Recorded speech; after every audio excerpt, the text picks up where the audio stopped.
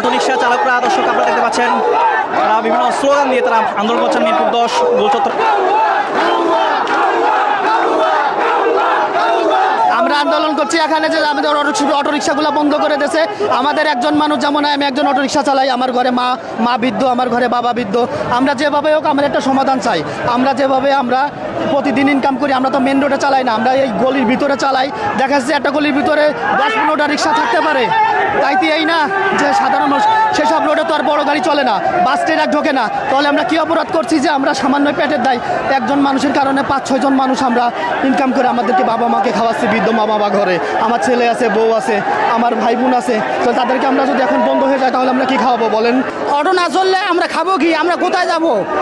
আমার বাংলাদেশটা যে সুটটা আমি সব কমে গেছে এই অটো চলে। এখন যদি অটো বন্ধ করে দেয় তাহলে আমরা অনাহারে মরবো। কোথায় যাব আমরা? এখন হঠাৎ করে যদি বন্ধ করে যায়, হঠাৎ করে মানুষগুলো কোথায় যাবে?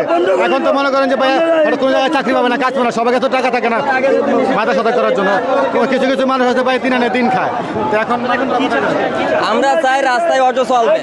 এতদিন ভিতরে চালাইছি, এখন বাইরে চালাবো মেন রাস্তায়। বন্ধ চাই না আমরা অটোরিকশা বন্ধ চাই না, অটোরিকশা চলবো পেটে ঠান্ডা, আমরা পেটে ঠান্ডা, আমার বাপ নাই, আমার ভালো পেটে ঠান্ডা।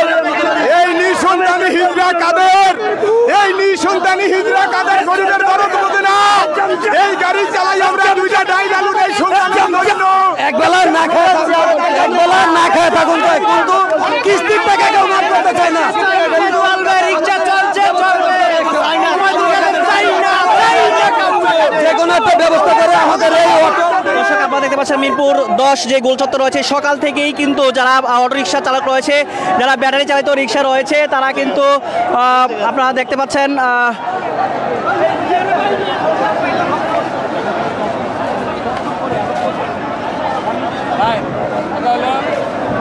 দর্শক আপনারা দেখতে পাচ্ছেন মিরপুর 10 গোলচত্বর এই মুহূর্তে কিন্তু যারা ব্যাটারি চালিত রিক্সা অটোরিকশা চালক রয়েছেন তারা কিন্তু সকাল থেকেই তারা আন্দোলন করছেন। দর্শক